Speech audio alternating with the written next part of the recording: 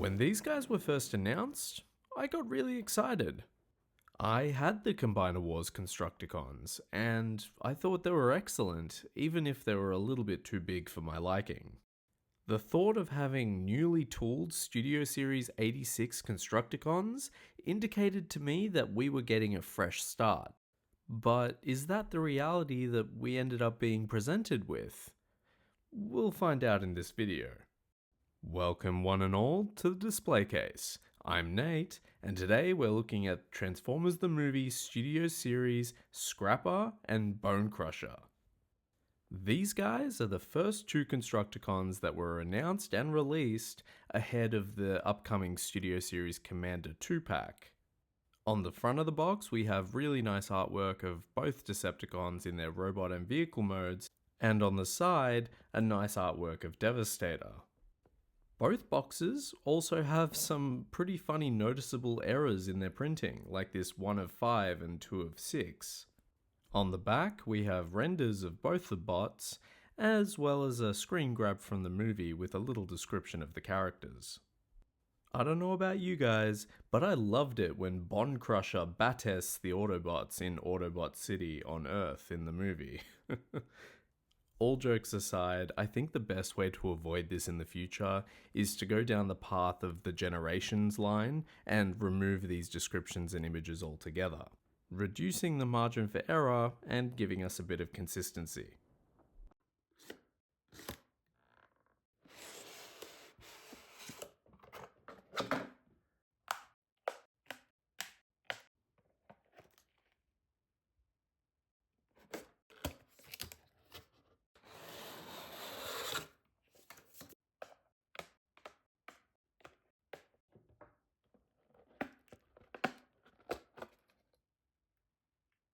So I will admit, I was in the camp that was pretty disappointed when these guys got announced, seeing that they were almost too similar to their Combiner Wars counterparts, with their biggest differences being presented as their size and scale, as well as their articulation ability.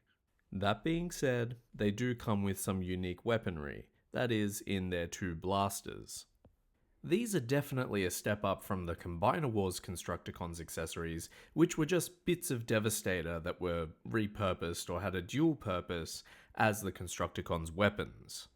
I would have definitely loved it if they had included a couple more accessories from the movie, like the little trumpets that they play at Starscream's coronation. They both also come with some Devastator-specific accessories. It's less of an accessory and more of a part really, but Bonecrusher comes with this black plastic piece that slides onto his back, forming the basis of a forearm for Devastator. Whereas Scrapper comes with Devastator's gun that comes in two pieces and can be plugged into any 5mm port you have available, meaning you can essentially use them as auxiliary weapons for any of the Constructicons. Let's dive into Bonecrusher. I like how they've gone for essentially a cartoon-accurate representation of the character. The boxy proportions and the smooth surfaces really accentuate this look, with the downside being that he just seems rather portly. In this 360, you can see just how thick he is from front to back. And unfortunately, that's not the end of his issues. His articulation could also be a lot better. He only has a swivel for a head that can go side to side and up and down. He's got a ball joint in his shoulder that allows him to do a full 360 as well as up and down 90 degrees. His elbow also has a ball joint that allows for the same amount of motion. But unfortunately, there is no wrist or hand articulation in sight. His hips are also on ball joints that can go pretty far up. He also has a thigh rotation and a 90-degree bend at the knee. And his feet can also tilt in 90 degrees, which isn't too bad. So yes, he is somewhat posable, but I still think there are quite a few missed opportunities here. For example, in his robot mode, he has zero waist articulation. Despite the joint being there for both a rotation and a crunch, it's blocked by the tray chest piece that folds up from his pelvis. It's genuinely disappointing considering the standard we've been used to. His transformation is also very simplistic. His head folds down, his arms fold forwards, his chest extends out, and his legs fold up and in to make the full bulldozer. And yeah, it's a pretty good bulldozer.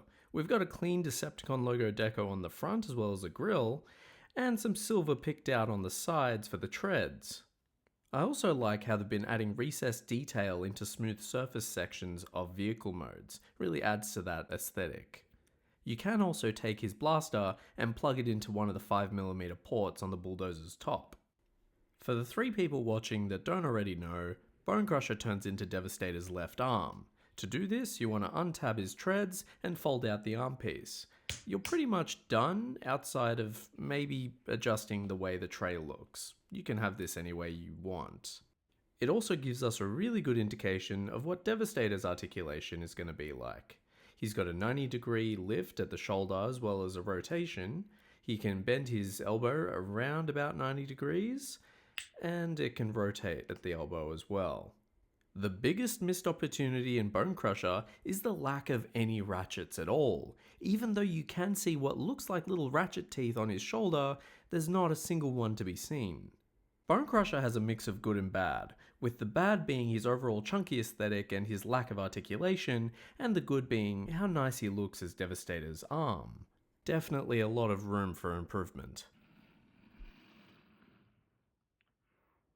Scrapper's another weird case.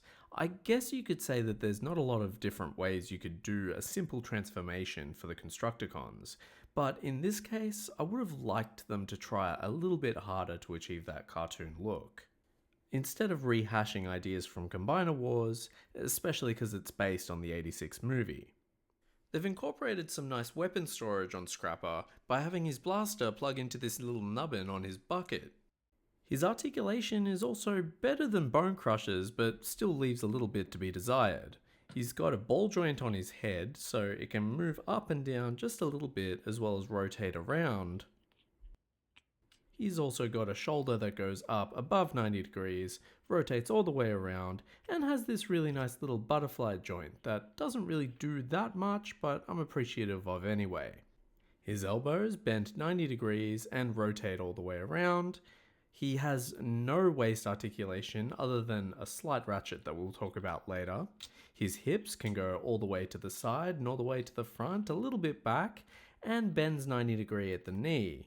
He's also got a thigh rotation and a 90-degree bend at the ankle. Surprisingly, his feet can bend forward.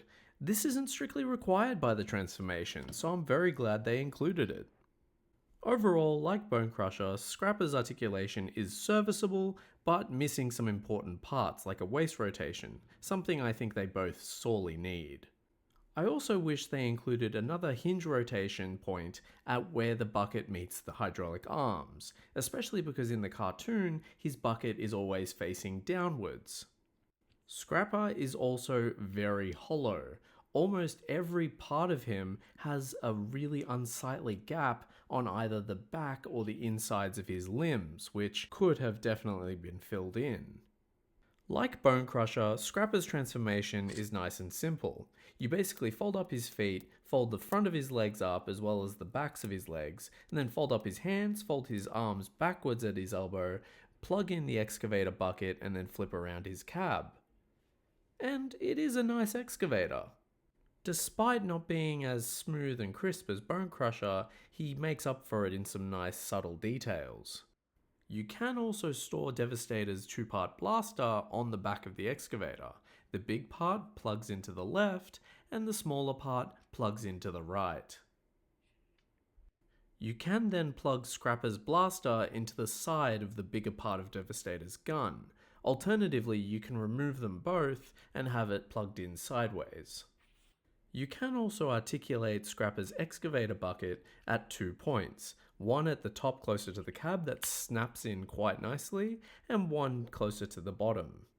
If you want, you can also lock in Scrapper's excavator bucket by folding down this tab here. This connects it to the body so that upper piece can't move at all. Interestingly, there's no Decepticon symbol on Scrapper's bucket, which is there in the cartoon model and on the box art, but isn't there when he turns into Devastator's foot, which makes it make sense. Speaking of Devastator's foot, to get him into this mode, you want to fold his arms the other way around, the bucket up, and then rotate the elbows around. In this mode, he has an amazing ratchet, I'm glad to say, which angles his foot in around about 45 degrees.